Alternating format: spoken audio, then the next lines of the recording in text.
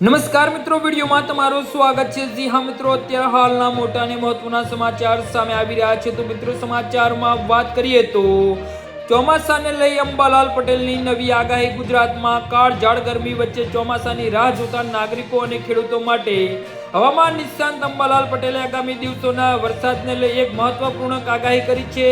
અંબાલાલ પટેલના જણાવ્યા અનુસાર હાલમાં એક પછી એક સક્રિય થઈ રહેલા વેસ્ટર્ન ડિસ્ટર્બન્સના કારણે ગુજરાતના વાતાવરણમાં મોટો ફેરફાર જોવા મળી શકે છે।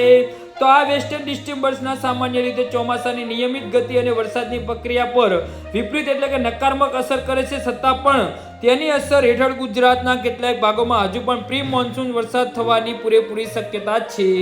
જી હા મિત્રો, હવામાન ચક્રની આ સ્થિતિ વચ્ચે દક્ષિણ અને પશ્ચિમ ચોમાસું ધીમે ધીમે આગળ વધી રહ્યું છે। તો અંબાલાલ પટેલની ગણતરી મુજબ આગામી 10 જૂનની આસપાસ ચોમાસું મહારાષ્ટ્રની આર્થિક રાજધાની મુંબઈ અને તેની આસપાસના વિસ્તારોમાં સત્તાવાર રીતે એન્ટ્રી કરી શકે છે। મુંબઈમાં આગમન બાદ ચોમાસાની ગતિ સાનુકૂળ રહેશે અને તે ધીમે ધીમે તરફ આગળ વધી શકે છે।